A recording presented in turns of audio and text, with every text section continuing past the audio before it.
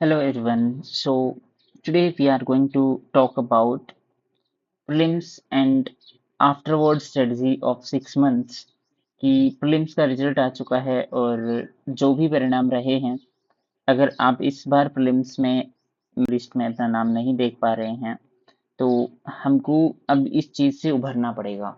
हमको इससे आगे बढ़ना पड़ेगा। हमको आगे का जो फ्यूचर है उस पे बात करनी पड़ेगी क्योंकि प्रीलिम्स नो डाउट इस बार बहुत ही टफ था। पेपर बहुत ही रैंडम था, पेपर बहुत ही एब्सर्ड भी था, है ना। सी सेट भी ऐसा सा ही था इस बार और सारी चीजें ऐसे ही थी। बट पॉइंट इज कि ये सारी चीजें अब मतलब हमको भूलना पड़ेगा। We have to move on from this, right. Move on करना पड़ेगा क्योंकि लाइफ बहुत बड़ी चीज है और लाइक लाइफ में ना बहुत ही चीजें आती रहती है।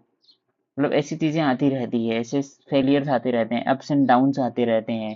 लाइफ का ग्राफ जो है वो कभी लीनियर नहीं होता, वो अप्स एंड डाउन्स वाला ही होता है, राइट। तो हमको प्रीलिम्स के बाद में अभी प्लान बनाना पड़ेगा।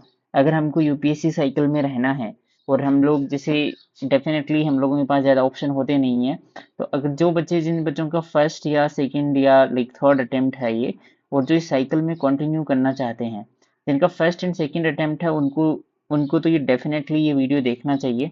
थर्ड अटेम्प्ट वालों को भी देखना चाहिए क्योंकि अगर आपका मेंस प्रिपेयर्ड नहीं है तो अभी जो समय है, जो 6 महीने का आने वाला समय है, उसमें हम लोग बात करेंगे कि उसमें हम लोग कैसे स्ट्रेटजी बनाएं और उनमें हमको मेंस रेडी होना है, राइट। अब यहाँ प्रीलिम्स का जो चीजें थी वो सारी चीजें अब खत्म हो चुकी है। प्रीलिम्स से हमको आगे बढ़ना पड़ेगा। आई नो कि there is lack of motivation, motivation नहीं होता है हमारे पास में भी। हमारा मतलब थोड़ा सा नियत भी ऐसा ही हो जाता है कि यार मतलब कुछ चीजें हो नहीं रही हैं, रिजल्ट्स मिल नहीं रहे हैं, despite putting 100% effort, even 101% effort, we are not getting result. But life is like this only. We get what we get, right? हमको अब उससे आगे बढ़ना पड़ेगा।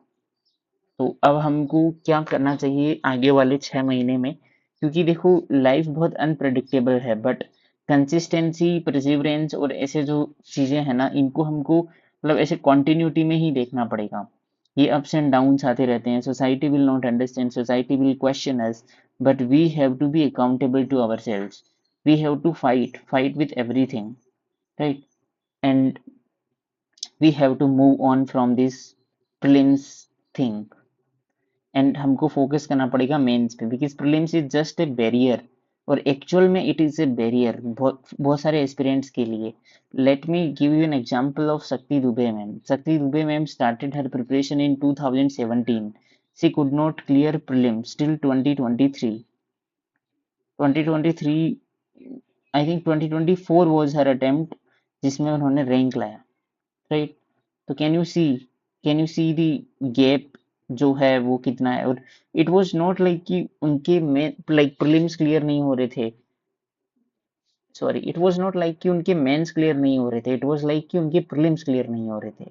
लेकिन जिस पॉइंट पे उनका प्रीलिम्स क्लियर हुआ, she got what God has planned for her, that is rank 1, right. Rank 1 जिसका हम सब मतलब इंतजार करते हैं, she got that. But for that she had worked hard. जब भी उनके प्रीलिम्स में फेलियर होते थे, उन्होंने अपना मेंस का प्रिपरेशन जारी रखा और उसी को हमको अभी जारी रखना है। उसी को हमको मतलब नेक्स्ट जो 6 महीने हैं उनके अंदर प्लान करना है। अब वो कैसे करेंगे, क्या करना है इन नेक्स्ट 6 महीने में, हम लोग उसके बारे में थोड़ा सा बात करेंगे इस वीडियो में। मैं सारा मतलब टॉपिक वाइज मैं आपको मतलब बता देता हूँ कि हम लोग इस वीडियो में क्या क्या देखने वाले हैं। हम लोग इस वीडियो में जीएस वाइज, GS 1 2 3 4 इनका प्लान देखने वाले हैं थोड़ा सा। और हम लोग मंथली प्लान देखने वाले हैं, जीएस ऑप्शनल दोनों को बैलेंस कैसे करें, प्रॉपर कॉपी कैसे करें, कौन सी कोचिंग को हमको प्रेफर करना है, कौन सी टेस्ट सीरीज हमको लगानी है, कौन सी कोचिंग से कौन से लेक्चर्स हमको देखने हैं मेंस के स्पेसिफिक। ये सारी चीज़ों पर मैं बात करूंगा और इन पे मैं अपना एक्सपीरियंस शेयर करूंगा क्योंकि मैंने भी मतलब सेम प्रोसेस किया है। लाइक जब मैं 2025 में मेरा 2024 में मेरा जब प्रीलिम्स नहीं हुआ था, तो मैंने बेसिकली जो 6 महीने थे आगे वाले उनको एकदम मेंस में झोंक दिया और मेरा मेंस मतलब बहुत जबरदस्त रेडी हो गया, राइट। तो अभी मैं बात कर लेता हूँ मेंस मास्टर प्लान के बारे में। अब हमको आने वाले 6 महीने के बाद मतलब मेंस पे फोकस करना है, इसके लिए हमको जीएस और ऑप्शनल दोनों को बैलेंस करके चलना पड़ेगा। जीएस और ऑप्शनल को दोनों को अगर आप बैलेंस करके चलोगे, इसका मतलब ये है कि आप इनमें total like all over command जो है वो बेसिकली जीएस और ऑप्शनल दोनों पे बनाने जा रहे हो। और इसके अंदर आप आंसर राइटिंग भी करोगे, आपके पास नोट्स भी होंगे, आपके पास में टेस्ट सीरीज भी होंगी, टेस्ट भी आप लिखोगे इसके, राइट। तो ये सारी चीजें आप इसके करोगे, तब जाकर के आप जीएस और ऑप्शनल रेडी हो जाओगे, राइट। अब हम थोड़ा सा बात कर लेते हैं कि अब कैसे इन चीजों को करें। मतलब हमारे पास में अब 6 महीने हैं, है ना, कहने को 6 महीने हैं, बट 6 महीने नहीं है हमारे पास में, मात्र और मात्र 5 महीने ही है। 5 मंथ्स ओनली। Y 5 months? क्योंकि देखो, जिस हिसाब से प्रीलिम्स आ रहे हैं ना, 2025 का prelims was very much hard, है ना। 2026 का प्रीलिम्स तो is random, totally random, right. 2025 का हार्ड था, 2026 का एकदम रैंडम पेपर था, मतलब एब्सर्ड पेपर था। 2027 का पेपर जो होगा ना, वो भी ऐसा ही पेपर होगा। Do not expect from UPSC कि वो इजी पेपर बनाएगा। इजी पेपर अगर आप एक्सपेक्टेशन में रख करके जा रहे हो और प्रिपरेशन करोगे तो definitely you are going to fail, है ना। तो 27 का पेपर भी रैंडम ही आएगा। ऐसा वो नहीं है कि बहुत ही कन्वेंशनल सोर्स से दे देंगे, वो बहुत मतलब रैंडम पेपर रहने वाला है। यूपीएससी को कोई मतलब फर्क नहीं पड़ता, वो ऐसा ही पेपर बनाता है। आप चाहे कितने ही रिसोर्सेज कवर करके चले जाओ, आपको वहां पर पेपर एकदम ऐसे रैंडम ही लगेगा, राइट। तो 2027 की आप प्रिपरेशन कर रहे हैं तो प्रीलिम्स को आपको थोड़ा सा माइंड में रखना पड़ेगा। और मैं कहूंगा आपको कि दिसंबर से प्रिपरेशन स्टार्ट कर देना चाहिए। दिसंबर से प्रीलिम्स का प्रिपरेशन स्टार्ट कर देना चाहिए, क्योंकि पेपर का रेंडमनेस बहुत ज्यादा आ रहा है और चीजें आपको काफी कवर करनी पड़ती है। स्पेशली अगर आपका फर्स्ट अटेम्प्ट है लाइक 2027 वाला, तो डेफिनेटली आपको दिसंबर से प्रिपरेशन स्टार्ट कर देनी पड़ेगी। और अगर आपका सेकंड और थर्ड अटेम्प्ट है और प्रीलिम्स नहीं हो रहा है, तो भी आपको दिसंबर से ही प्रिपरेशन स्टार्ट करनी पड़ेगी, क्योंकि मेंस तो आपने ऑलरेडी पढ़ रखा होगा। और जो फर्स्ट अटेम्प्टर या सेकंड अटेम्प्टर है जिनका मेंस रेडी नहीं है, या जो मतलब पहले मेंस में फेल हो चुके हैं, उनको अभी मेंस सुधारने का टाइम है। और मेंस कैसे सुधरेगा, इस पे हम लोग एक 6 महीने का प्लान लेंगे और रिसोर्सेज को भी मैं डिस्कस करूंगा, राइट। तो चलो अभी हम लोग ना थोड़ा प्लान के बारे में बात कर लेते हैं कि नेक्स्ट 6 महीने को कैसे मैनेज करना है हमको, है ना। तो देखो हमारे पास में अगर हम लोग देखें, तो अभी आज मैं 19 जून को ये वीडियो बना रहा हूँ। 19 जून से बेसिकली 10 दिन है हमारे पास में और हमारा जुलाई आ जाएगा। तो मैं उम्मीद कर रहा हूँ कि आप जो है वो 20 जून से ही प्लान कर रहे हो, लेकिन फिर भी मैंने जुलाई माना है कि आप जुलाई से स्टार्ट करो। ट्राई करो कि 20 जून तक आप स्टार्ट कर लो, ये मतलब 25 जून तक तो एटलीस्ट स्टार्ट कर ही लो। क्योंकि ना जैसे अभी जो बच्चे टाइम वेस्ट करेंगे, वो मतलब बाद में पछताएंगे। क्यों पछताएंगे उसके बारे में भी मैं बात करता हूँ, ठीक है। तो अब देखो हमारे पास में टोटल मंथ है 6। 6 महीने में मैं कह रहा हूँ कि प्रीलिम्स की प्रिपरेशन हमको दिसंबर में स्टार्ट करनी पड़ेगी। 1 दिसंबर से तो हमको डेफिनेटली लगना पड़ेगा प्रीलिम्स पे। और कुछ बच्चे अगर मान लो बहुत ही प्रिपेयर्ड हैं तो वो फर्स्ट से नहीं लग करके 15 दिसंबर तक लग सकते हैं, बट इतना तो लगना पड़ेगा हमको, है ना। अब हमारे पास में अगर हम देखें इफेक्टिवली तो महीने हैं 5। 5 महीने हैं फॉर मेंस, है ना, जुलाई से अगर हम लोग लगें तो इन 5 महीने में मेंस को मैनेज कर पाना, और फर्स्ट अटेम्प्टर सेकंड अटेम्प्टर ये जिनकी प्रिपरेशन नहीं है मेंस की, जिन्होंने एक बार मेंस दिया नहीं है, उनके लिए बहुत ही टफ होगा। मतलब सारे जीएस पेपर प्लस ऑप्शनल भी है इसमें, आंसर राइटिंग भी करनी है इसमें, जीएस को भी हमको देखना है, एसे को भी हमको देखना है, टॉपर की कॉपीज को भी हमको देखना है। All these things become very hectic. तो अगर आप सोच रहे हो कि बस बेसिकली 8 घंटे पढ़ने से चीजें हो जाएंगी, और मतलब टॉपर भी इतना ही पढ़ते हैं, हमको बैलेंस करना चाहिए, वर्क लाइफ बैलेंस वाला कॉन्सेप्ट और ये सारी चीजें आप ला रहे हो ना, और फर्स्ट अटेम्प्टर हो, तो भूल जाओ कि आपका मेंस कभी प्रिपेयर हो पाएगा, है ना। मेंस के लिए आपको बहुत भयंकर सेक्रीफाइसेस करने पड़ेंगे इन 6 महीनों में। अगर आपने अभी तक नहीं किए हैं या आपने इस प्रीलिम्स को फेल किया है और मेंस की प्रिपरेशन नहीं है, तो definitely you have to focused towards mains now. अब मेंस में कैसे करना है, 6 महीने का प्लान बनाते हैं लोग। कोचिंग वाले भी 6 महीने का प्लान बना करके देते हैं, जो अभी लाइक कोचिंग चल रही हैं उनकी। तो हमको मेंस रेडी होना है बाई नवंबर, राइट। 5 महीने हैं, mains ready by November, ready लिख लेना है यहाँ पर, बाई नवंबर। अब हमको इसमें क्या करना है, देखो मैंने इसमें ब्रॉडली डिवाइड करा है कि जीएस सब्जेक्ट्स में कितने कितने दिन लगने वाले हैं, ठीक है। तो अब जीएस वन में अगर हम देखें तो जीएस वन के अंदर जैसे ऑलमोस्ट हमारे 5 सब्जेक्ट है ना। सोसाइटी है, हिस्ट्री है, ancient like culture, art and culture है, ज्योग्राफी है, post independence and world history है, राइट। तो अब इसके अंदर हम लोग अगर देखें तो इसमें हमको सोसाइटी में 10 दिन लग जाएंगे ऑलमोस्ट। मतलब 10 दिन में आप मेंस का कवर कर सकते हो। आपको हो सकता है मतलब थोड़ा और टाइम लगे, लेकिन 10 दिन में आइडियली आपको कर लेना चाहिए। इसमें आपको लाइक जैसे आंसर राइटिंग भी करनी है, नोट्स भी बनाने हैं, पीवाईक्यू भी लिखने हैं, है ना, सारी चीजें, टॉपर कॉपी भी देखनी है सोसाइटी से रिलेटेड, पीवाईक्यू के सारे आंसर्स भी लिखने हैं। ये 10 दिन काफी है अगर सोसाइटी को कोई प्रिपेयर करना चाहिए तो ऐसे ही मैंने थोड़ा ब्रॉड टाइमलाइन देने का ट्राई किया है। तो JS1 जो है ना उसको आप 35 दिन के अंदर कंप्लीट कर सकते हो। ज्योग्राफी को 10 दिन, पोस्ट इंडिपेंडेंस और वर्ल्ड हिस्ट्री को 4 दिन और हिस्ट्री को 5 दिन, क्योंकि इसमें हम स्पेक्ट्रम पढ़ चुके होते हैं तो हमको ज़्यादा टाइम लगता नहीं है, और फिर मेंस रेडी नोट्स हमको बनाने होते हैं तो कोई खास वो नहीं होता। Ancient like art and culture जो होता है, सॉरी आर्ट एंड कल्चर ही है ये, है ना। तो आर्ट एंड कल्चर को अगर हम देखें तो इसमें भी बहुत प्रोबेबल थीम्स होती हैं, उन्हीं से क्वेश्चन बनते हैं, और उन एरियाज को कवर करने में 5 दिन बहुत ज़्यादा ही दिए हैं मैंने, राइट। तो इसमें टोटल अगर हम देखें तो 35 दिन लग गए, यानी कि एक महीना GS1 को लग जाएगा। GS1 जो है वो एक महीना और 5 दिन लग जाएगा, ठीक है। Now coming to GS2। तो GS2 को अगर हम देखें तो मैंने इसमें डेज को डिवाइड किया है प्रोबेबली। तो पॉलिटी के पोर्शन को कवर करने में 15 दिन ऑलमोस्ट हमको लग सकते हैं, और लगने मतलब आइडियली 15 दिन से ज़्यादा नहीं लगने चाहिए। इसमें सब कुछ इंक्लूडेड है ना, टॉपिक वाइज मैंने सारा करके देखा है, और आइडियल टाइम यही होना चाहिए। गवर्नेंस और इन सब को मिला करके हमारा जो डेज बनते हैं वो 30 डेज के आसपास का हमारा कॉर्पस बनता है GS2 का। तो GS2 जो है हमारा अगेन एक महीना पूरा पूरा लेगा, राइट। फिर सितंबर आ जाएगा, सितंबर के अंदर हमारे को GS3 करना है। तो GS3 में भी मैंने ऐसे ही जैसे इकोनॉमी को 7 दिन और ये एग्री को 5, है ना, इंटरनल सिक्योरिटी को 7, ये सारे मिला करके 30 दिन के अंदर ट्राई किया है। लेकिन जनरली ऐसा होता है कि GS3 जो है वो 30 डेज में नहीं हो पाता है, मतलब ऑलमोस्ट 40 डेज तक चला जाता है। बट मैंने ये आइडियल टाइम टेबल लिया है तो इसकी वजह से ये 30 डेज तक ट्राई किया है मैंने। तो ये 40 डेज ही जाएगा, आप GS3 को जो है वो 40 डेज ही मान करके चलो। तो हमारा सितंबर भी चला गया। सितंबर के हमारे अक्टूबर के भी 10 दिन चले गए हैं GS3 को करते करते। तो हमारा ऑलमोस्ट 15 अक्टूबर आ जाएगा इसके अंदर, है ना। अब दीपावली वगैरह भी आएगी बीच में, या जो फेस्टिवल्स होते हैं वो भी आएंगे, तो उनमें भी 5-7 दिन चले जाते हैं। तो हमारा टोटल 20 अक्टूबर के आसपास का टाइम हो गया है। अब हमारा GS4 है, तो GS4 में भी हमको 20 से 25 दिन लगते हैं। मतलब 20 डेज आइडियल है, लेकिन 25 दिन अगर आप बहुत धीरे धीरे करते हो या फर्स्ट टाइम एथिक्स जैसे सब्जेक्ट की अंडरस्टैंडिंग लगाने में लगाते हो तो थोड़ा टाइम लग सकता है। तो इसीलिए आपका जैसे टाइम जो है वो ऑलमोस्ट मिड नवंबर तक इसके अंदर आ जाएगा। मतलब 15 नवंबर तक आपका ये सिलेबस कंप्लीट होगा। इसके अंदर भी आपने अभी तक एसए का कुछ नहीं किया है, तो आपको एसए को भी बीच बीच में हर संडे को मतलब फंसाना पड़ेगा। एसए को आंसर राइटिंग और इन सब चीज़ों पे भी हमको मैनेज करना पड़ेगा।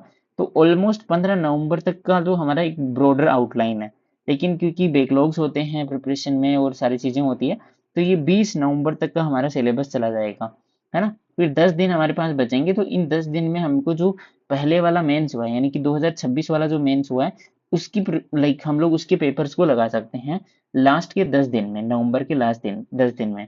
तो इस प्रकार से हमारा जो नवंबर तक का मेंस का जो पूरा सिलेबस है ना एक बार के लिए, ये कंप्लीट हो सकता है if you are serious enough. तो इस शेड्यूल में आप देख सकते हो कि देखो सोसाइटी और हिस्ट्री इन सबको मैंने डेज में डिवाइड करा है ना। तो ये जो डेज डिवाइड किए हैं ये बहुत हेक्टिक है, लेकिन लेकिन पॉइंट यहाँ पर ये है कि इतने हेक्टिक शेड्यूल होने के बावजूद मतलब मैंने बहुत ही कम कम दिन, मतलब मैक्सिमम दिन दिए हैं जितने डुएबल है, जितने में मैंने खुद ने किया है और प्रैक्टिकली सब करते हैं, उतने दिन दिए हैं मैंने। अगर इससे ज्यादा दिन लोगे ना आप, तो फिर आपका नवंबर वाला डेडलाइन जो है वो ब्रीच हो जाएगा, और आपका टाइम बहुत ज़्यादा लगेगा। तो आप देख सकते हो कि अगर आप टाइम वेस्ट कर रहे हो अभी, और आपको ये शेड्यूल समझ में आ रहा है, तो आप कितनी बड़ी गलती कर रहे हो, राइट। क्योंकि अगर एक एक दिन भी आपने इधर उधर किया तो आपका नवंबर वाला डेडलाइन जो है वो खत्म हो जाएगा, है ना। दिसंबर से आप वापस को प्रीलिम्स में स्टार्ट करना है, अगर प्रीलिम्स स्टार्ट नहीं करोगे तो वापस उसी साइकिल में फंस जाओगे। और जो मेंस रेडी बाय दिसंबर बोल रहे हैं, मतलब जो टीचर्स बोलते हैं उनकी मैं टोटली रिस्पेक्ट करता हूँ, लेकिन क्योंकि अभी प्रीलिम्स बहुत डाइसी आ रहा है, तो हमको एज एन एस्पिरेंट के हिसाब से और मतलब प्रेगमेटिक सोच रखते हुए दिसंबर से एक महीने की लीड लेनी पड़ेगी, स्पेशली उनको जिनके प्रीलिम्स नहीं हो रहे हैं या जीएस में मार्क्स नहीं आ रहे हैं। तो जीएस की कवरेज को हमको बहुत भयंकर कवर करना पड़ेगा, तब जाकर के जीएस हमारा कवर हो पाएगा। जो रेंडमनेस है उसको हम लोग दूर कर पाएंगे, राइट। तो आप अगर जैसे आपने ये प्रीलिम्स आपका नहीं हुआ या फेल हो चुके हैं उसमें, तो ट्राई करो कि अभी इस टाइम को यूटिलाइज करना स्टार्ट कर लो, क्योंकि देखो मोटिवेशन अभी थोड़े दिनों के लिए ऐसे ही आएगा। मतलब आप हो सकता है 1 महीना आपको लगे मोटिवेशन आने में, लेकिन स्टार्ट डूइंग इट, मतलब start doing it, start with GS4, GS3, GS2, any GS, and start doing it. और थोड़े टाइम बाउंड मैनर में टारगेट्स लेना स्टार्ट करो। आई वुड सजेस्ट कि आप कोई ग्रुप बनाओ, जैसे मतलब वर्चुअल ग्रुप बना लो टेलीग्राम पे, किसी फ्रेंड व्रेंड को कांटेक्ट कर लो या रैंडम लोगों को कांटेक्ट कर लो, क्योंकि पीपल आर सीकिंग, जो मतलब आप जैसा पार्टनर चाह रहे हो कि भाई कोई पार्टनर मिल जाए जो हमारी स्टडी को कंटिन्यू करवा पाए, तो वैसा कोई दूसरा पर्सन भी सोच रहा होगा, है ना। तो आप गूगल मीट के थ्रू सेशंस को कंडक्ट करो और बेसिकली आप पढ़ना स्टार्ट करो, है ना। अगर रैंडम लोग होंगे और थोड़ा सा सिविक लोग होंगे, तो आप इन चीज़ों को लाइक मोटिवेशन के साथ में थोड़ा फोमो में भी कर पाओगे कि सामने वाला कर रहा है मुझे भी करना है, राइट। क्योंकि ultimately this is competition, and ये किसी की नहीं सुनता है। मतलब कंपटीशन आप नहीं लग रहे हो तो आपका अदर कंपटीशन लग रहा है और आप पीछे रह जाओगे, और टाइम है वो उसका पता नहीं चलता कब निकल जाता है। तो डोंट वेट कि आप जैसे वो जुलाई में करोगे, आज से ही स्टार्ट करो इन चीज़ों को सोचना। नाउ कमिंग, लाइक ये ब्रॉडर शेड्यूल मैंने बताया, और नवंबर तक हमको करना है इसके ऊपर चीजें, लाइक नवंबर तक हमको इम्प्लीमेंट करना है। अब हमको बात करना है कि प्रोसीड कैसे करना है, राइट। कि जीएस से कैसे प्रोसीड करें, ऑप्शनल पे कैसे प्रोसीड करें, इन सब पे थोड़ा सा बात कर लेते हैं। तो देखो जीएस पे कैसे प्रोसीड करना है, तो इसमें हमको, मैंने ऊपर बताया कि जुलाई के अंदर हमको टारगेट रखना है GS1 करने का, है ना। फिर अगस्त के अंदर हमको टारगेट रखना है GS2 करने का, ऐसे मंथली टारगेट्स हमको फिक्स करने हैं। और GS3 तक आते आते वो जो है वो नवंबर तक का जो टाइम वो खत्म हो जाएगा, क्योंकि GS3 में बहुत ज्यादा सब्जेक्ट है ना, और उनकी कवरेज और उनकी अंडरस्टैंडिंग लेने में टाइम लगता है, तो वो थोड़ा सा 40 डेज या 45 डेज भी कुछ बच्चे खींच देते हैं। मुझे खुद को टाइम लगा था और वो सबको लगता है उतना, क्योंकि इकोनॉमी की कॉम्प्लेक्सिटी समझोगे तब तक हमारा इंटरनल सिक्योरिटी स्टार्ट हो जाएगा, इंटरनल सिक्योरिटी के डायमेंशन समझोगे तब तक एग्रीकल्चर स्टार्ट हो जाएगा, एग्री समझोगे तब तक इन्वायरमेंट में और साइंस एंड टेक में डिजास्टर मैनेजमेंट में इनमें क्या करना है ये समझने में टाइम लग जाएगा। तो ये इतना करते करते हमको 40 डेज तो कम से कम लग ही जाते हैं। तो इसलिए वो टाइम जो है ना वो बहुत ही मतलब फास्ट भागता है ना। तो अब हमको कैसे प्रोसीड करना है इस पे बात करते हैं। तो देखो सबसे पहले जीएस वाइज अप्रोच के हिसाब से हमको चलना है कि जीएस पेपर्स को कंप्लीट करते हुए चलना है। GS1 मान लो कंप्लीट कर रहे हो आप, तो उसमें नोट मेकिंग भी करनी है हर टॉपिक वाइज। सिलेबस उठाओ, टॉपिक पकड़ो, टॉपिक नंबर 1 के नोट्स बनाओ।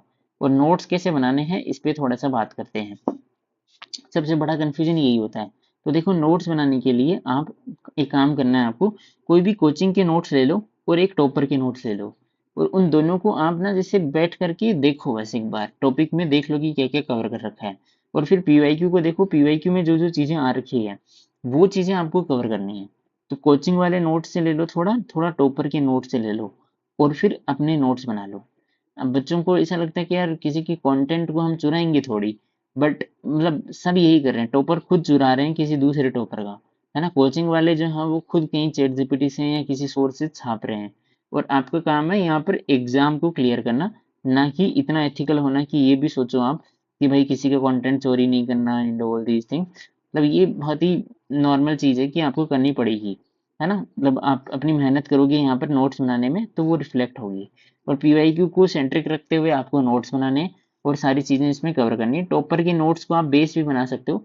मान लो जैसे कि मैं एक एग्जांपल देता हूँ कि आप उत्कर्ष द्विवेदी सर हैं, उत्कर्ष द्विवेदी सर के नोट्स ले लिए, रैंक 5 थे ये कोई टाइम पे। तो रैंक 5 थे, इनके नोट्स को लिया आपने, इनके नोट्स के ऊपर आपने बिल्डअप कर दिया अपने नोट्स को। मतलब ये एक ऐसे टॉपर को चुनना है जो आपको समझ में आते हो जिनके नोट्स, ऐसे नहीं कि कोई भी रैंडम टॉपर उठा लिया। आपको जिनके नोट्स अच्छे लग रहे हो या ऐसे समझ में आ रहे हो उनके नोट्स को आपको उठाना है, और आपको उनकी नोट्स के ऊपर बिल्ड कर देना है, राइट। चाहे उनकी कॉपी पेस्ट कर लो नोट्स, और फिर उन पे आप ऐड करते रहो, उनकी स्ट्रक्चर को आपको समझ में आना, मतलब उनके जो सर के नोट्स हैं या जो मैम के नोट्स होंगे वो आपको समझ में आने चाहिए बस, ठीक है। फिर आपको टॉपर कॉपी वाला एलिमेंट देखना है कि टॉपर कॉपी को साथ साथ में आपको ऐड करते जाना है। वो कैसे करना है इस पे हम लोग थोड़ा नीचे बात करेंगे। बेसिकली एक सब्जेक्ट उठा रहे हो, मान लो जैसे GS1 उठा रहे हो आप, है ना। GS1 अगर उठा रहे हो तो GS1 की टॉपर कॉपी को देखते जाओ। GS1 की टॉपर कॉपी को लेट्स से कि फॉर एग्जांपल महक जैन नाम से एक मैम है ना, महक जैन। तो महक जैन GS1 में उनके काफी अच्छे नंबर थे। तो महक जैन मैम की कॉपी उठाओ और उनकी कॉपी को देखो। उनका मान लो क्वेश्चन नंबर 1 है वहां पर टॉपर कॉपी में, उसको देखो आप, आंसर मत देखो। उस क्वेश्चन को आप ट्राई करो कि 8 मिनट में या 7 मिनट में लिखने का ट्राई करो, है ना। 7 मिनट में पॉसिबल नहीं हो पाता तो 8 मिनट में करो या 10 मिनट में कर लो, लेकिन एक बार टाइम बाउंड मैनर में लिख के देखो। और फिर आप जो है वो फिर टॉपर कॉपी की जो उनका आंसर है उसको देखो। तो उससे आपको एक चीज पता चलेगी कि मतलब कि जो पॉइंटर वो लिख रहे हैं ना वो बेसिक पॉइंटर ही है, लेकिन वो बेसिक पॉइंटर भी आपका नहीं निकलेगा, क्योंकि उसमें चाहिए बहुत प्रैक्टिस। तो एक चीज ध्यान रखना कि मेंस में ऐसा नहीं कि आप बहुत तगड़े पॉइंट लिखोगे, ये एकदम कोई मतलब अलग टाइप का पॉइंट लिखोगे तब नंबर मिलेंगे। बेसिक पॉइंट लिखने से ही नंबर मिलते हैं, बस वो बेसिक पॉइंट ही नहीं निकलते हैं एग्जाम में। उस 7 मिनट में उन बेसिक पॉइंट को निकालना ही प्रॉब्लम होता है, चैलेंज वही होता है सबसे बड़ा, राइट। तो टॉपर कॉपी से आपको एक लाइक कंपास मिलेगा, आप एक कोई जीपीएस की तरह आपको मिलेगा कि किस डायरेक्शन में आपको जाना है, राइट। तो टॉपर कॉपीज बहुत एसेंशियल है और टॉपर कॉपीज को मेजोरिटी ऑफ जनता जो है वो इग्नोर कर देती है। तो आपको ये काम नहीं करना है। आपको जैसे जैसे मान लो GS1 स्टार्ट कर रहे हो आप, तो GS1 को स्टार्ट करने का पहला तरीका ये है कि आप पहला पॉइंट सिलेबस उठाओ, दूसरी चीज आप पीवाईक्यू उठाओ, और तीसरी चीज जो है ना वो हमारी टॉपर कॉपी उठाओ, राइट। तो syllabus plus PYQ plus topper copy, ये तीन चीजें है ना, ये क्रक्स है, क्रक्स है किसी भी पेपर को स्टार्ट करने का। Syllabus, PYQ and topper copy, right. तो इन चीजों को थोड़ा सा ध्यान रख सकते हो। Coming to next point, answer writing वाला पार्ट। तो अब आंसर राइटिंग भैया पहले दिन से ही करनी है क्या? तो यस, पहले दिन से ही करनी है, डे 1 से ही करनी है।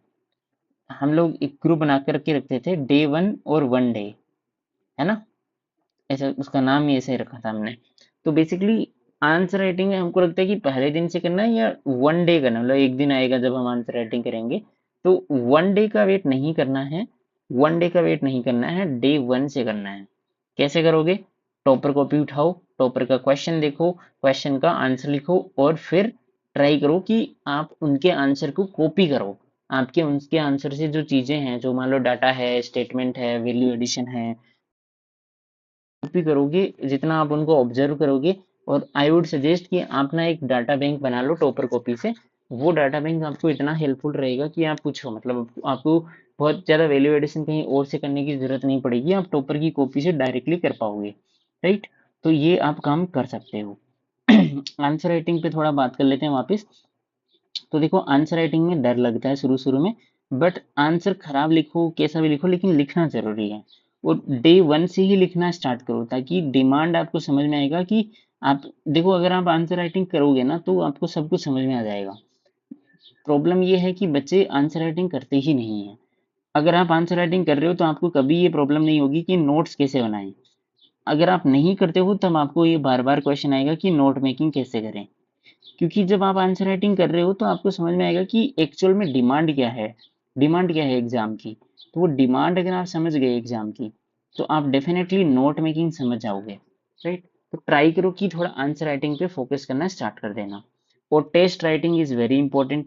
इन 6 महीने में बच्चों को टेस्ट लिखने में पता नहीं मौत आती है, बट ट्राई करो कि टेस्ट सीरीज नहीं लो, लेकिन आप टेस्ट तो लिखो एटलीस्ट। टेलीग्राम से उठा करके लिख लो भाई, टेलीग्राम पे आपको मिल जाते हैं जो टेस्ट हैं लीग्ड वाले, वो टेलीग्राम पे सब कोचिंग के मिल जाते हैं, मेंस के भी, ठीक है। तो ट्राई करो कि आप उनको ना जैसे लिखना स्टार्ट करो। तो मैं खुद टेलीग्राम से मतलब चीजें देखता था और उनको लिखता था, जो टेस्ट वेस्ट होते हैं वो हमको मिल जाते हैं टेलीग्राम से, और उनको लिखते थे हम लोग। एक ग्रुप था हमारा, और उस मतलब 4 लोगों का ग्रुप था, उसके अंदर हम लोग क्या करते थे, गूगल मीट में जुड़ते थे, पीवाईक्यू लिखते थे, टॉपर कॉपी करते थे, और फिर एक दूसरे को हम लोग फीडबैक दे देते थे। तो ये गूगल मीट में हम लोग करते थे, आप लोग भी ऐसा कर सकते हो, आपका कोई ग्रुप बनता है तो। अगर ग्रुप नहीं बनता है तो चुपचाप खुद पढ़ो, क्योंकि ऐसा नहीं करना है कि आप ग्रुप का वेट करते रहो और वो ग्रुप कभी बने ही नहीं, और आप सोचो कि भैया हमारा तो ग्रुप ही नहीं बना और चीजें हुई नहीं। तो ऐसा नहीं करना है, राइट। अब इन्हीं 6 महीनों में आपको क्या करना है, ये जीएस का हमने ऊपर देखा, अभी ब्रॉड स्ट्रेटजी एक बार और डिस्कस कर देता हूँ मैं, कि जीएस के अंदर ऐसे प्रोसीड करना है, मतलब इन सारी चीजों को करते हुए जाना है, राइट। अब 6 महीने में ही हमको ऑप्शनल को भी उठाना है। ऑप्शनल को भी 6 महीनों में ही करना है। ठीक है, तो ऑप्शनल की नोट मेकिंग आप करोगे, पीवाईक्यू करोगे, आंसर राइटिंग करोगे, वैल्यू एडिशन भी करोगे, टॉपर कॉपी भी करोगे और टेस्ट भी लिखोगे। ठीक है, तो देख रहे हो इन 6 महीनों में आपको कितनी चीजें करनी है ना। 6 महीने आपको ऐसे पता ही नहीं चलेगा। महीने तो है भी 5, 6 तो है भी नहीं। 6 महीने नहीं है, 5 ही महीने। 5 महीने में आपको ऑप्शनल भी करना है, और ऑप्शनल और जीएस दोनों को बैलेंस करने में, दोनों की आंसर राइटिंग करने में आपकी हवा एकदम टाइट हो जाने वाली है, राइट। क्योंकि देखो, मैं आपको एक छोटा सा शेड्यूल बता देता हूँ। मेरा जो शेड्यूल रहता था ना, वो इस प्रकार से रहता था दिन का। अगर आपका मतलब एक चीज ध्यान रखना, अगर आपको इन 6 महीनों में या 5 महीनों में अगर टाइम मिल रहा है, आपको लग रहा है कि आज के टारगेट कंप्लीट हो गए, अब आराम से मैं बैठ सकता हूँ, तो मुझे लगता है कि वो आप सही नहीं जा रहे हो उस डायरेक्शन में। क्योंकि इस 5 महीने में ना, मतलब आपको टाइम मिलेगा ही नहीं, बहुत रिग्रेस करना पड़ेगा आपको। जैसे मैं अपना शेड्यूल बताऊं, तो हम लोग 1 घंटा आंसर राइटिंग करते थे टॉपर कॉपी से। ठीक है, टॉपर कॉपी वाला, मैं इसको टॉपर कॉपी लिखता हूँ। टॉपर कॉपी करते थे हम जीएस की, 1 घंटा डेली करते थे, इसमें 3 क्वेश्चन लिखते थे। ठीक है, 1 घंटा। इसमें हम लोग लाइव मीट में जुड़ते थे, क्वेश्चन देखते थे, फिर 7 मिनट 8 मिनट में लिखते थे, और फिर इवेलुएट करते थे और डिस्कस करते थे, राइट। फिर हम लोग जैसे जो है हमारा जीएस का सेशन होता था, जीएस आंसर राइटिंग में, इसमें हम लोग पीवाईक्यू के सेशन करते थे, और इसके अंदर हम लोग ऑलमोस्ट 2 से ढाई घंटे हमारा ये सेशन चलता था। फिर हमारा जैसे जो है वो ऑप्शनल का भी सेशन होता था, 2 बजे से 5 बजे तक का ये सेशन रहता था, 3 घंटे का हमारा ऑप्शनल का। और इसमें मतलब 3 घंटे के अंदर हम लोग वही चीजें करते थे कि टॉपर कॉपी भी डिस्कस होती थी इसके अंदर ऑप्शनल की, और प्लस में पीवाईक्यू की आंसर राइटिंग भी होती थी, है ना। और हमारा न्यूज़पेपर वगैरह हम लोग खुद पढ़ते थे। लेकिन ये जो देख रहे हो ना, अभी इतने जो सेशंस हो रहे हैं, इन्हीं में हमारे कितने घंटे चले जाते थे। तो इनके अंदर हमारे देखो, अगर हम देखें तो इसमें कम से कम हमारे 7 घंटे के आसपास चले जाते थे। क्योंकि ये 2 से ढाई घंटे क्या है, ये 3 घंटे ही हो जाता था। तो 3 + 3 + 1, 7 घंटे तो यही हमारे सेशन सेशन में चले गए, जो कि आंसर राइटिंग वाला पार्ट है। लेकिन ये जरूरी बहुत था, इससे कॉन्फिडेंस आता है, और इससे एक्चुअल एग्जाम की जो डिमांड है उस पे हम वर्क कर रहे होते हैं। फिर बाकी के टाइम में हमको, क्योंकि यहाँ पर आंसर राइटिंग करनी है, तो हमको पढ़ करके भी आना पड़ता है, सेल्फ स्टडी करनी पड़ती है, नोट मेकिंग का अलग से टाइम होता है। तो ये सारी चीजें बैलेंस करने में हमारे मतलब 8 घंटे कम से कम लगेंगे इधर भी। तो 8 और 7 15 घंटे मतलब ऑलमोस्ट हमारे लगते ही लगते थे। अब किसी को लगे कि भैया 15 घंटे कैसे पॉसिबल है, इन 8 घंटों में हो सकता है 1 2 घंटे मतलब जैसे इधर उधर होते होंगे, लेकिन फिर भी 14 घंटे की सीटिंग तो आपको देनी पड़ेगी, तब जाकर के ये सारी चीजें आपकी मैनेज हो पाएंगी, right. Value addition, topper copy, test writing, PYQ, answer writing, note making, इन सब को करने में बहुत जोर आता है भाई। मतलब ये प्रोसेस सिंपल है, सबको लगता है कि बहुत सिंपल प्रोसेस है ये, बट इसको करने में बहुत जोर आता है, और इसीलिए बहुत सारे बच्चे नहीं कर पाते ये चीज। ठीक है, वो 1 महीने करते हैं, बट आगे वाले टाइम पे इसको छोड़ देते हैं। तो आप, मुझे लगता है कि सीरियस बच्चे हैं, और इसीलिए आप इतना पहुंचे हैं, इतना आगे तक इस वीडियो में। तो आप डेफिनेटली, आपको ये करके दिखाना है, राइट। अब थोड़ा बात कर लेते हैं कोचिंग के ऊपर। तो देखो, अभी मैं बहुत ही ब्लंटली बोलूं, कोचिंग का नाम भी लूंगा मैं। अभी मार्केट के अंदर जो कोचिंग्स चल रही है, जो मेंस रेडी के नाम पे चल रही है, वो जनरली मतलब 3 4 कोचिंगें चल रही है, ठीक है। और मेंस रेडी के हिसाब से अगर हम देखें, तो सिविन सर की एमएमपी प्लस वाला बैच चलता है, या जो एमएमपी प्लस वाला सिविन सर का बैच चलता है, जो सारथी आईएएस का है। और दूसरा जो हमारा अंडरस्टैंड यूपीएससी जो चैनल है, उनका चलता है।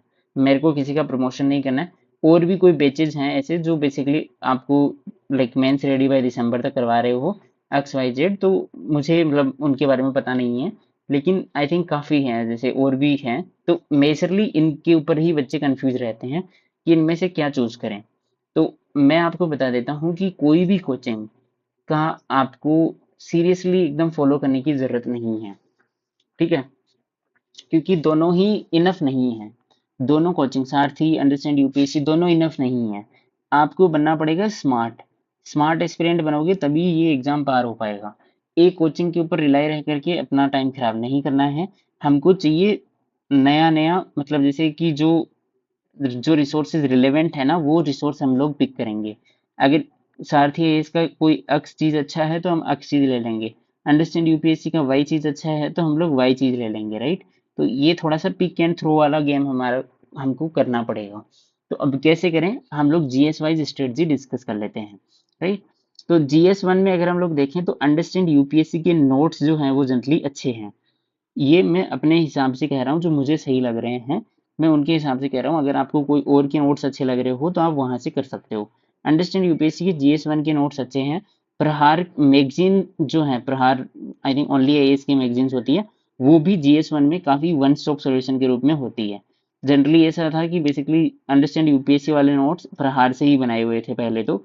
अभी मुझे पता नहीं इन्होंने अपडेट कर लिए तो, लेकिन ये खुद प्रहार मैगजीन को ही रेफर करते थे। तो प्रहार मैगजीन वाला ही आप रेफर कर सकते हो, राइट। इसके साथ में अगर आपको और नोट्स देखने हो तो एमएमपी प्लस के नोट्स भी देख सकते हो आप। लेकिन इनमें से आपको अगर बेस्ट मैं बताऊं कि जो ठीक है या मतलब जैसे मार्केट रिलेवेंट है, तो आप अंडरस्टैंड यूपीएससी के नोट्स को देख सकते हो और उनसे आप अपने नोट्स को बेसिकली बना सकते हो। वो नोट्स ठीक है, जीएस वन में अच्छे नोट्स हैं, राइट। इसके साथ में आप टॉपर के नोट्स को भी थोड़ा देख सकते हो। प्रीति मैम है एक, प्रीति मैम है, आई थिंक रैंक उनकी 130 है। वो 2023 या 24 में किसी ईयर में टॉपर थे। तो उनके नोट्स काफी अच्छे हैं, मतलब उन्होंने मॉडर्न हिस्ट्री के काफी मतलब वैल्यू एडेड मॉडल आंसर बना करके अपने चैनल पर डाल रखे हैं। आप उनको भी देख सकते हो। महक जैन मैम है, आप उनके नोट्स को भी देख सकते हो। महक जैन मैम के नोट्स को भी आप मतलब कर सकते हो, वो भी अच्छे नोट्स हैं, राइट। और इसके अंदर टॉपर कॉपी के अंदर आप लोग देखना चाहो तो टॉपर कॉपी में भी महक जैन मैम की कॉपी है, वो काफी फेमस है। और इसके अंदर अगर मैं बताऊं, अनिमेश जैन सर जो है, Animesh Jain I think rank to थे वो। तो रैंक टू की कॉपी भी काफी सही है, मतलब उनकी उनके नोट्स भी बहुत अच्छे थे। आप उनको रेफर कर सकते हो, राइट। अब इसके अंदर पीवाईक्यू और एआई का भी थोड़ा सा इस्तेमाल करना है आपको। पीवाईक्यू तो डेफिनेटली नो डाउट करने ही करने। इनके मॉडल आंसर जब आप देखो तो एआई का यूज करो, मतलब एआई दैट मीन्स कि चैट जीपीटी का यूज करो या फिर जेमिनाई का यूज करो और उनसे आप मॉडल आंसर को निकाल लो। तो वहां से काफी अच्छे वैल्यू एडिशन के साथ में आपको नोट्स भी मिल जाते हैं और मॉडल आंसर भी मिल जाते हैं। अगर आपको लगता है कि आपको जीएस वन में लेक्चर्स देखने की जरूरत है, तो आप लेक्चर्स में बेसिकली मेंस के हिसाब से अगर मैं बताऊं, मेंस के हिसाब से जीएस वन के अंदर लेक्चर्स बताऊं मैं तो मतलब इसमें आप सारथी आईएएस के लेक्चर को देख सकते हो। वहां से आपको एक आइडिया मिल जाएगा कि मेंस में पूछते क्या है ना। अब देख रहे हो कि यहाँ नोट्स अंडरस्टैंड यूपीएससी वाले बता रहा हूँ मैं, लेकिन लेक्चर सारथी आईएएस वाले हैं। क्यों? क्योंकि बेसिकली हमको होना है होलिस्टिकली वाइज, ऐसे किसी एक सोर्स के चक्कर में अपना वो नहीं होना चाहिए। और मैं आपको सजेस्ट करूंगा कि जीएस वन में बेसिकली आपको लेक्चर्स देखने की जरूरत पड़ेगी भी नहीं, क्योंकि जैसे जनरली इसमें ऐसे ही सब्जेक्ट हैं, जैसे मान लो स्पेक्ट्रम है तो उससे मॉडर्न हिस्ट्री का आपको आइडिया लगा रहता है ना। फिर सोसाइटी वाला पोर्शन है तो उसमें आपको थोड़ा हो सकता है अंडरस्टैंडिंग डेवलप करने में लेक्चर्स की जरूरत पड़े, तो आप वो देख सकते हो, है ना। बाकी आर्ट एंड कल्चर और ये सब तो हम लोग प्रीलिम्स में पढ़ते हैं, ज्योग्राफी भी हम लोग अच्छी खासी पढ़ते हैं। तो वहां से वो अंडरस्टैंडिंग हमको होती है और हम लोग उसको टेकल कर पाते हैं, राइट। तो ये जीएस वन के रिसोर्सेज की ओवरऑल मैंने बात करी है ऊपर ऊपर से। जीएस टू में अगर हम देखें तो जीएस टू में अभी जो मैं आपको एक सॉल्यूशन बताऊं तो वन स्टॉप सॉल्यूशन के रूप में तो मैं आपको ये कहूंगा कि आप आतिश माथुर सर के नोट्स को रेफर कर लो। आतिश माथुर सर ने खुद ने अपने नोट्स जो है वो टेलीग्राम चैनल पर डाल रखे हैं, फ्री ऑफ कॉस्ट है। उनके लेक्चर्स भी हैं आई थिंक यूट्यूब पर। 2025 वाले बैच को उन्होंने पढ़ाया था, मेंस वाले को। वो बहुत ही बेस्ट नोट है, मतलब उनके अलावा आपको कोई भी कोचिंग करने की जरूरत नहीं है, उनसे खुद से भी कोचिंग करने की जरूरत नहीं है। आप डायरेक्टली यूट्यूब पर उनके लेक्चर्स को देख सकते हो, वो बेस्ट नोट्स हैं। और आप उन पर रिलाई रह सकते हो। जैसे जैसे जो नए डेवलपमेंट्स हो आप उन पे अपडेट कर सकते हो। बट 2025 के नोट्स थे तो उन्होंने काफी वैल्यू एडेड कर रखा है ऑलरेडी, और लेटेस्ट अपडेट्स के साथ में ही उन्होंने नोट्स को दिया है, राइट। तो जीएस टू के अंदर आपको बस इन्हीं के नोट्स को रेफर करना है। और टॉपर कॉपीज में अगेन आपको बताऊं तो टॉपर कॉपी में बेसिकली श्रुति शर्मा मैम की कॉपी को रेफर करना है। जीएस वन में भी आप लिख सकते हो ये, श्रुति शर्मा मैम की कॉपी को चारों जीएस के पेपर में रेफर करना है। श्रुति शर्मा मैम मैम जो है वो रैंक वन थी, और इनकी कॉपीज बेस्ट है, बेस्ट मार्केट के अंदर सबसे बेस्ट कॉपीज अगर हैं तो श्रुति शर्मा मैम की कॉपीज ही होती है। जहां तक मुझे मतलब मैंने जिनसे भी सुना है, दे ऑल से कि श्रुति शर्मा मैम इज बेस्ट, और मैंने खुद ने इनकी कॉपी को बहुत गहराई से एनालिसिस कर रखा है। आप भी उनको डेफिनेटली देखें, राइट। तो सारे जीएस में आपको श्रुति शर्मा मैम की कॉपी तो डेफिनेटली देखनी ही देखनी चाहिए। फिर GS2 में अगर दूसरी कॉपी देखें तो उत्कर्ष द्विवेदी सर की कॉपी भी आप देख सकते हो, और कुणाल रस्तोगी सर है, कुणाल रस्तोगी रैंक 15 थे, उनकी कॉपी भी आप देख सकते हो, रैंक 15 है ना। उत्कर्ष द्विवेदी सर रैंक 5 थे 2021 के आसपास, बट उनकी कॉपी भी अच्छी है, राइट। तो ये कॉपीज आप देख सकते हो, और भी जो रिसेंट टॉपर्स हैं इस साल के, उनकी कॉपी आप देख सकते हो, राइट। तो अब GS3 के रिसोर्सेज की थोड़ा सा बात कर लेते हैं हम लोग। GS3 में देखो सिविन सर जो हैं, सिविन सर सारथी आईएएस वाले, डॉक्टर सिविन सर, तो उनके नोट्स काफी सही हैं, उनके नोट्स काफी रिलेवेंट है। आप उनके नोट्स को और उनके लेक्चर्स को देख सकते हो, और आप वहां से GS3 को कर सकते हो। अगर आपको इसमें ऑल्टरनेटिव चाहिए कि भाई और कोई हो, तो अंडरस्टैंड यूपीएससी के नोट्स को भी आप देख सकते हो। वो थोड़े से आपको बहुत ही ऐसे मतलब हैंड रिटन और वैसा सा लगेगा, या जो उनके प्रिंटेड वाले नोट्स भी हैं, तो वो थोड़ा मैकेनिकल सा लगेंगे कि मतलब आपको लेक्चर्स के साथ में कॉन्टेक्स्ट नहीं बैठ पाएगा वहां पर। तो मतलब मैं सजेस्ट करूंगा कि सिविन सर से एक बार पढ़ लो उसको, क्योंकि वो बहुत ही होलिस्टिकली कवर करवा देते हैं GS3 को, और वहां से आपको एक कॉन्सेप्चुअल अंडरस्टैंडिंग डेवलप हो जाती है, राइट।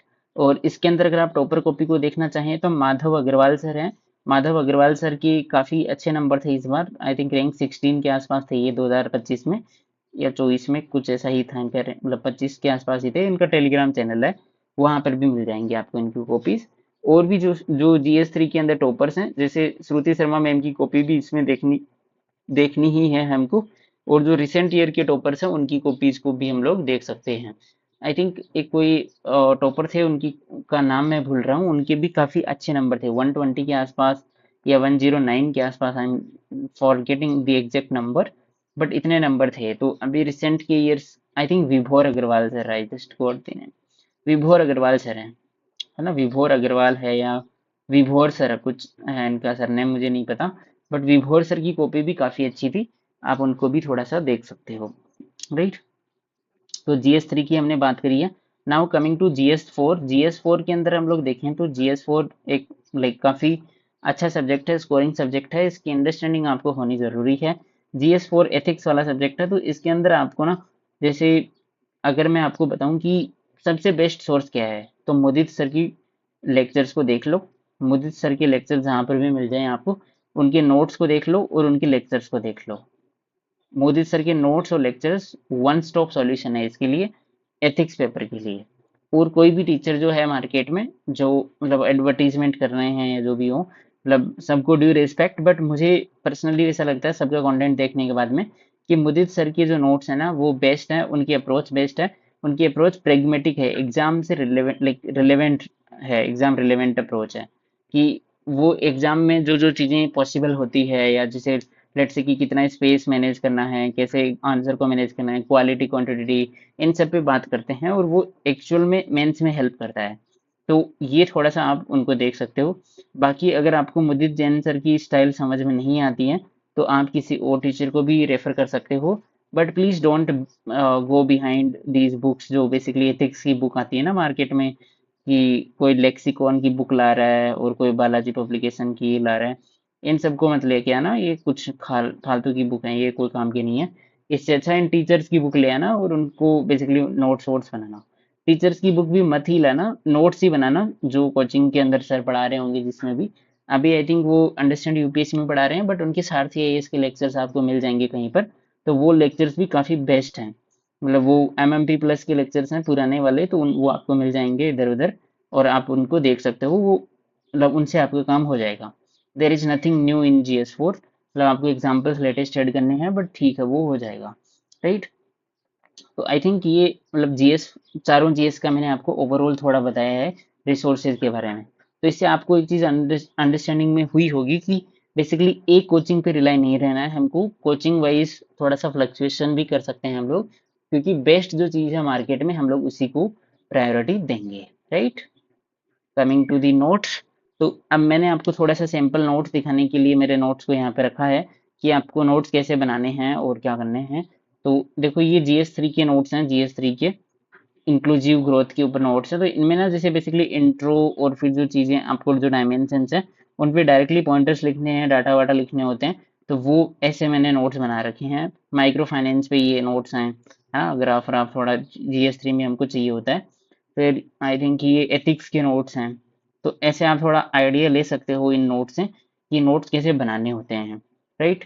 और बाकी मैं और भी जैसे जीएस वाइज आपको वीडियो अवेलेबल करवा दूंगा कि जीएस वाइज लेट से जीएस 1 है, तो ये आई थिंक जीएस सोसाइटी का जो है उनके नोट्स नहीं, उनके नोट से स्निपचेट है, राइट। तो इसमें डाटा वाटा वो सब कुछ ऐड कर रखा है। अब इसमें बहुत सारे बच्चों को नोट्स में भी डाउट आता है कि कैसे क्या बनाने हैं। अगर आपको उसके बारे में जानना है तो आप मुझे कमेंट में बता सकते हैं, मैं उस पर भी वीडियो बना दूंगा। लेकिन आई होप कि आपको ये जो चीज़ें हैं जो मैंने भी बताई है, जो मेरा अप्रोच था वो बताने का, वो सही लगा होगा। और इसमें आपको ये ध्यान रखना है कि कोई कोर्स के ऊपर आपको नहीं भागना है। अगर आपने कोई कोर्स लिया है तो उस पर 100% रिलाई भी नहीं रहना है। आपको उस पर फेथ दिखाना है, आपने फेथ दिखाया इसीलिए आपने लिया होगा। लेकिन ट्राई करो कि आप अपनी चीज़ें भी साथ में करते रहो। टॉपर कॉपी को भी आप साथ में इंक्लूड करते रहो, क्योंकि देखो कुछ कोर्सेज में होता है टॉपर कॉपी भी इंक्लूडेड होता है। बट वो कोर्स वाला वो टॉपर कॉपी डिस्कशन आपको केवल ये सिखा सकता है कि कैसे टॉपर कॉपी को डिस्कस करना है या उसको कैसे यूटिलाइज करना है। लेकिन आपको खुद, जब तक आप खुद नहीं करोगे ना तब तक वो कोई काम का नहीं है। तो start doing it by your self. अगर आप खुद नहीं करोगे तो फिर कोई काम का नहीं है वो टॉपर कॉपी, या आपके नोट्स आप अगर खुद नहीं बनाओगे तो फिर वो कोई काम के नहीं है, राइट। तो कोई भी कोर्स आपको आईएएस नहीं बनाएगा।